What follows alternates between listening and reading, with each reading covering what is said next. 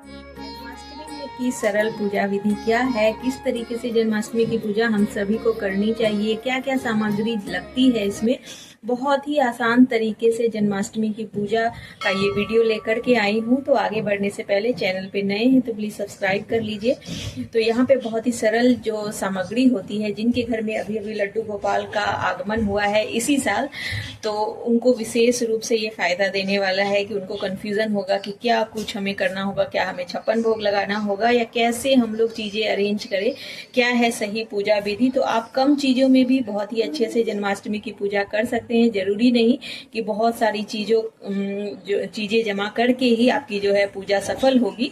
तो आज उसी बारे में ये जानकारी होने वाली है। तो जरूरी नहीं, भगवान जो होते हैं हम सभी जानते हैं कि भाव के भूखे होते हैं, तो इसलिए आप सच्चे मन से कम पूजा सामग्री में भी पूजा करेंगे ना तो वो सफल होती है। तो आपका भाव अच्छा होना चाहिए, आप सच्चे मन से पूजा करनी चाहिए, तो कम सामग्री में भी बहुत ही अच्छी पूजा होती है जन्माष्टमी की। तो सबसे पहले बात कर लेते हैं कि जन्माष्टमी कब है। तो जन्माष्टमी जो है वो 16 अगस्त को है, आने वाली 16 अगस्त को।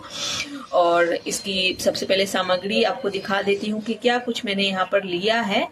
तो यहाँ पे जो है सबसे पहले आप लड्डू गोपाल जी को देख सकते हैं। तो यहाँ पे एक मैंने प्रतिरूप लिया है आपको बताने के लिए, हमने लिया है यहाँ पे। तो सबसे पहले आपको दिखा दूं, ये रहे हमारे लड्डू गोपाल जी, ये हमारे कन्हैया जी। तो ये एक प्रतिरूप लिया है मैंने। एक्चुअली में हमारे मंदिर में जो है लड्डू गोपाल की दूसरी प्रतिमा, हमारे यहाँ लड्डू गोपाल भी है, राधा कृष्ण भी है। तो ये मैंने आपको दिखाने के लिए लिया है। ये हमारे छोटे से लड्डू गोपाल, तो हो सकता है आपके यहाँ बहुत बड़े हो या छोटे हो, तो कैसे भी हो सकते हैं। तो ये लड्डू गोपाल जी हमारे। तो उसके बाद जो है यहाँ पे जो चीजें मैंने ली है वहां दिखा देती हूँ। तो यहाँ ये लेंगे एक तरीके से पानी से भरा हुआ कलश, गंगा जल मिश्रित रहे तो बहुत अच्छा होता है। गंगा जल अगर आपके पास में है तो उसमें थोड़ा सा 2-4 ड्रॉप उसमें डाल दे। रोली है, ये चंदन है, चावल है, दही है, कच्चा दूध है, शहद है, और कच्चा दूध में ही थोड़ा सा घी आप डाल देंगे, क्योंकि हम लोग को चरणामृत से स्नान करवाना होता है।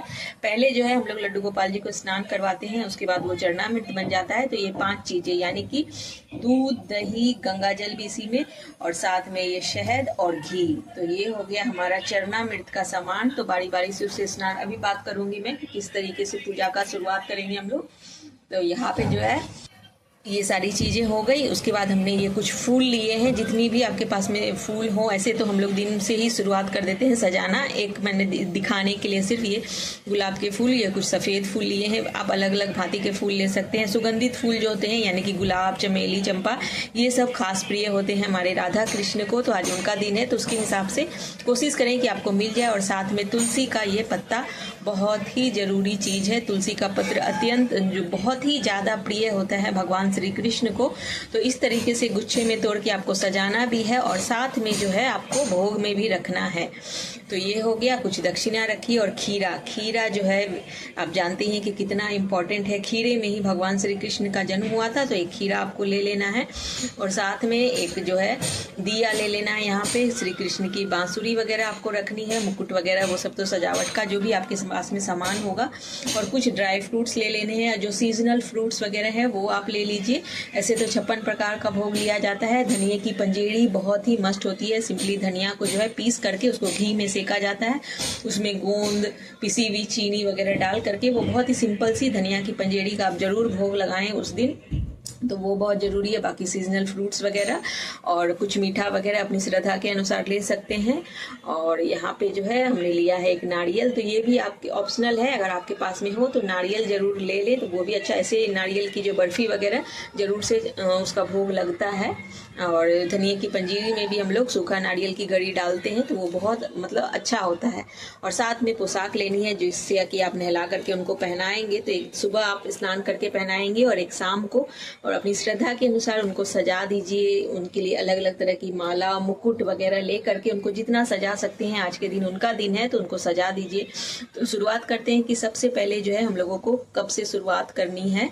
तो चलिए शुरू करते हैं। चीज जो है हम लोगों को क्या करनी है कि हम लोगों को जो है सबसे पहले सुबह पहले जब हम लोग लड्डू गोपाल जी को उठाते हैं, अच्छे से मनुहार करके लड्डू गोपाल जी को उठाएंगे, फिर जो है उनको स्नान करवाएंगे। तो उस समय तो हम लोग सिंपल स्नान कराएंगे, पानी में गंगा जल डाल करके सिंपली स्नान करवाएंगे उनको, और फिर उनके मन मुताबिक कपड़े वगैरह पहनाएंगे। और उनको उस दिन कोशिश करें कि नए कपड़े हैं तो नए कपड़े ही पहनाएं, और साथ में चंदन तिलक वगैरह करेंगे, रोली वगैरह का टीका, चंदन का टीका वगैरह करेंगे, चावल लगाएंगे, और साथ में उनको तैयार वगैरह करके उनको जैसे भोग लगाते हैं, जो भी आपको भोग लगाना है वो सारे लगा दीजिए। दूध, ड्राई फ्रूट्स वगैरह सारा अच्छे से उनको खिला पिला करके तैयार करेंगे, और बस उनको फूल वगैरह से सजा देंगे। और फिर बस लगभग 7 बजे तक हम उनको, बहुत से लोग तो क्या करते हैं कि 12 बजे तक, दिन के 12 बजे तक उनको मतलब अच्छे से खिला पिला देते हैं, और फिर जो है उनको सुला देते हैं। उनकी जो मतलब उनका जो बिछावन होगा उसके नीचे जो है खीरे को रख देते हैं,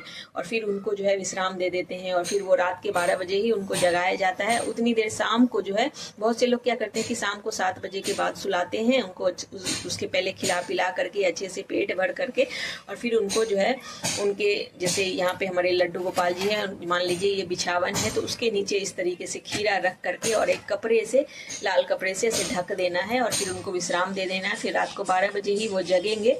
और उसके बाद जब जन्म हो जाता है तो मंदिर में आवाज़ वगैरह सुनाई देने लगती है, आसपास मंदिर वगैरह हो तो वहाँ फिर उसके बाद क्या करना है कि खीरे को हाथों से तोड़ना है, या फिर जो सिक्का एक ले लेना है, इस तरीके से कोई भी सिक्का ले लीजिए, और इसका जो ये पार्ट है इसको इस तरीके से कट कर लीजिए, इसको ज़रूर से कट कर लीजिए। तो और ये सिक्का जो है आप अपने, जैसे कि आपके हस्बैंड है, आप उनको दे दीजिए, पॉकेट में रखें, अपनी तिजोरी में रखिए, ये बहुत ही शुभ होता है। तो इसको इस तरीके से ये काम आ जाएगा। और बाकी खीरा जो है बाकी काट करके हम लोग भोग में ले लेंगे, तो ये भोग का खीरा हो जाएगा। और फिर जो है हम लोग उनको करवाएंगे स्नान, जन्म होने के बाद स्नान करवाएंगे। तो सबसे पहले पानी मिश्रित जो गंगा जल है उससे, फिर जो है दूध, दही, घी, शहद, इन सारी चीज़ों से स्नान करने के बाद लास्ट में फिर से पानी से स्नान कराने के बाद उनको मन मुताबिक कपड़े पहनाएंगे, श्रृंगार करेंगे, उनका अच्छे से तैयार करेंगे, उनको काजल वगैरह, लिपस्टिक वगैरह जो उनको लगानी है उनको लगा करके तैयार करिए, मुकुट धारण करवाइए,